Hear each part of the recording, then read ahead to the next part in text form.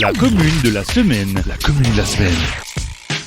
La commune de la semaine fait étape à Kalausen. Je suis en compagnie d'Arlette Stéphanus. Bonjour. Bonjour. Je dis Kalausen, mais pour vous, c'est plutôt Kalausen ou Kalouz? Vous avez une préférence? Kalouz en général, oui. Kalouz. Alors, Oui. on va y aller sur Kalouz. Aujourd'hui, on verra dans les autres épisodes ce que ça donne, d'accord? D'accord. Vous êtes une des membres de la commission fleurissement, mais commission fleurissement, c'est un mot un peu restrictif à Kalouz parce que finalement, ça englobe beaucoup de choses, n'est-ce pas? Oui, alors nous avons commencé par le fleurissement et puis nous sommes pris au jeu et nous avons commencé à faire des décorations. Avec les enfants de l'école, nous avons commencé à faire des décorations pour Pâques et puis pour l'été et puis bien sûr pour les temps de Noël. Le temps de Noël, bien sûr, on y reviendra d'ici quelques instants. On plongera un peu dans l'actualité, mais je vais revenir sur ce que vous venez de dire. C'est un peu à toutes les saisons. Il y a comme ça des décos thématiques et souvent au cœur du village, mais pas seulement. Oui, au cœur du village, surtout sur la place du village qui s'y prête vraiment très bien. Et puis bien sûr aux différentes entrées du village également. Voilà. On en met un petit peu partout et puis on essaye de faire plaisir aux habitants de Kalouz. Il y a aussi une certaine manière de faire. On n'est pas sur du tout fait, on n'est pas sur du tout plastique. Il y a un peu du fait main, du selbstgemacht, comme on dit. Et vraiment, on essaye de faire quelque chose de sympa, d'attractif. Voilà. Alors, nous nous réunissons 2 à 3 fois par an, la commission du fleurissement et des décorations. Et nous mettons sur table toutes les bonnes idées de chacun. Pour trouver des thèmes de fleurissement, par exemple pour l'été, nous avons eu plusieurs thèmes. Nous avons eu en passant par la Lorraine, Kalouz plage, le potager. Enfin voilà. Cette année, nous avons terminé avec un petit poulailler, des poules, coqs, pigeons. Voilà, dans un petit poulailler. Donc nous essayons de mettre toutes nos idées ensemble et de faire quelque chose de sympa. Qu'est-ce que ça donne, Kalouz plage? Eh bien, pour les gens qui partaient pas en vacances, on disait souvent, moi je vais à Kalouz plage. Donc on a décidé de faire un centre du village, Kalouz plage, avec des petites guitounes, avec des transats, voilà, avec un peu de sable, tout ce qu'il fallait, quoi, pour représenter la plage.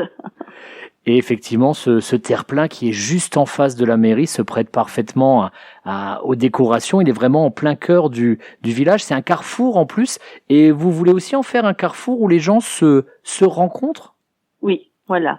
Les gens, cette année particulièrement avec notre petit poulailler, les gens sont venus régulièrement avec les enfants pour voir la poule, les poussins, le coq.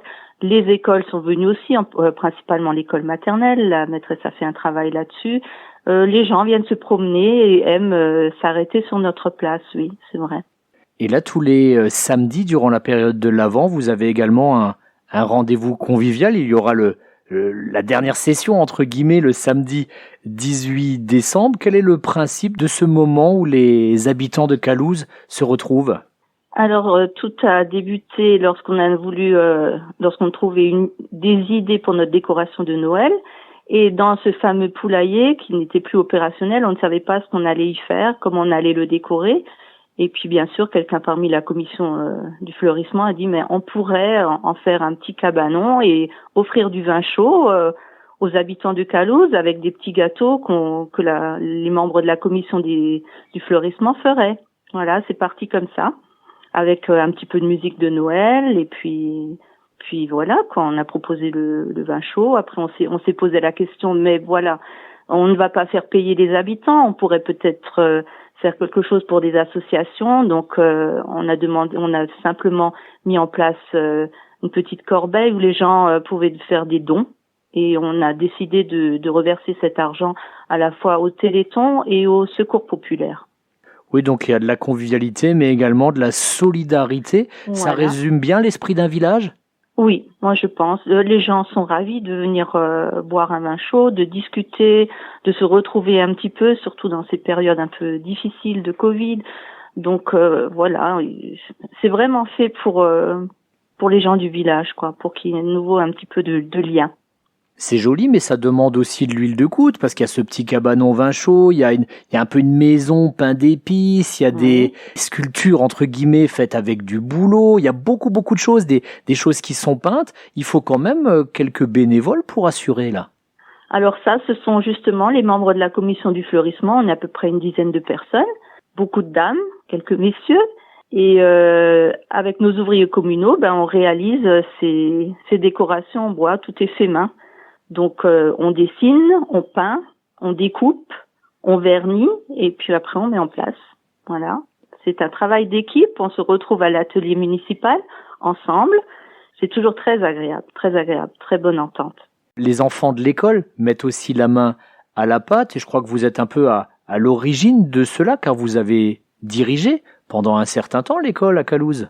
Oui, j'ai dirigé l'école pendant à peu près 15 ans. J'ai travaillé environ 30 ans à Calouse et dès qu'on a commencé à faire des décorations, j'ai voulu que les enfants participent à la réalisation des décorations. On avait commencé à Pâques et ils ont réalisé des œufs, des grands œufs de Pâques avec qu'on a placé un peu partout dans le village. Ils étaient ravis d'aller trouver l'œuf qu'ils avaient décoré. Et puis après, un peu de tout. On essaye de faire participer les enfants. Au niveau de l'école, j'avais fait également un jardin à l'école et les enfants ont pris part à ces activités-là aussi. Donc les écoles participent. Une école, c'est très important dans un village. En plus, on sait que quand on est dans une fourchette comme Calouse, entre 800 et 900 habitants, l'équilibre est parfois fragile, on le sait, avec toujours cette épée de Damoclès, ces risques de fermeture. On compte les élèves chaque année. Mais si vous revenez dans le passé, dans ces 3 décennies passées à vous occuper des enfants, à les éduquer, à essayer de leur apprendre des choses, quels sont vos souvenirs marquants? Est-ce qu'il y a quelque chose qui vous revient à l'esprit tout particulièrement? Alors pour moi, ce qui était vraiment les plus beaux souvenirs, justement, c'était des projets réalisés avec les enfants. En particulier le fleurissement de l'école, le concours Je fleuris mon école qu'on a remporté. On a remporté une fois le 2e prix, la seconde fois on était les premiers, on a eu le 1er prix. C'est des souvenirs qui sont très importants pour moi, pour les enfants aussi, je pense. Pour les enfants aussi, c'est des choses qui restent. Quand à l'école, on fait des activités un peu extrascolaires, ce sont des souvenirs pour la vie pour les enfants? Oui, moi je pense. Pour les maîtresses aussi d'ailleurs. Pour les maîtresses aussi. Et c'est tant mieux. Et si vous voulez vous forger d'autres beaux souvenirs et partager des bons moments de convivialité, venez pourquoi pas admirer les très belles décorations au cœur de Calouse. Pourquoi pas ce samedi sur les coups de 17h à peu près autour d'un bon vin chaud? Voilà, c'est ça. On attend le monde. Voilà, en gardant évidemment à l'esprit qu'il faut garder les gestes barrières et consommer avec modération. Avec modération, exactement. Merci beaucoup, Madame Stéphanius. Merci à vous.